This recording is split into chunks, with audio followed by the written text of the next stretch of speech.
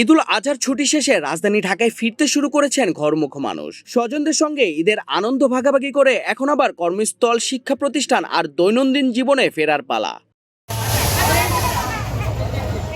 রবিবার সকাল থেকে রাজধানীর কমলাপুর রেলওয়ে স্টেশনে দেখা গেছে ঢাকাগামী যাত্রীদের ভিড়। দেশের বিভিন্ন জেলা থেকে ছেড়ে আসা ট্রেনগুলো একে একে কমলাপুরে পৌঁছালে প্ল্যাটফর্মে নামতে থাকেন শত শত যাত্রী।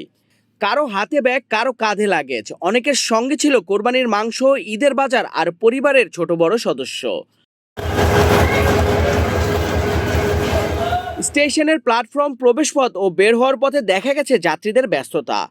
আগামীকাল সোমবার থেকে অফিস, আদালত, ব্যাংক এবং অধিকাংশ প্রতিষ্ঠান খুলে যাওয়ার কথা। তাই সরকারি, বেসরকারি, চাকরিজীবী, ব্যবসায়ী, শিক্ষার্থী সহ নানা শ্রেণী পেশার মানুষ রাজধানীতে ফিরছেন।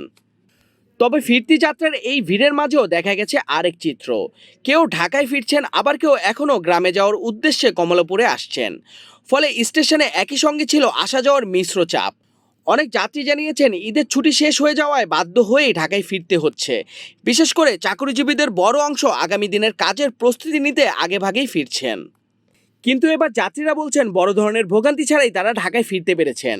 রেলওয়ে কর্মকর্তারা জানান ছুটির শেষ দিনে ঢাকামুখী যাত্রীর চাপ কিছুটা বেড়েছে। তবে নির্ধারিত সময়সূচি অনুযায়ী ট্রেন চলাচল করায় যাত্রীদের যাতায়াতে বড় ধরনের সমস্যা হয়নি।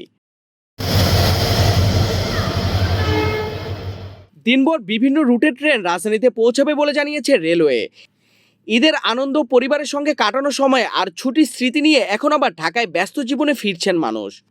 কমলাপুর রেলওয়ে স্টেশন তাই রবিবার সকাল থেকে হয়ে উঠেছে ফিরতি যাত্রার এক ব্যস্ত চিত্র। ছুটি শেষ, এবার আবার রাজধানীর পথে মানুষ।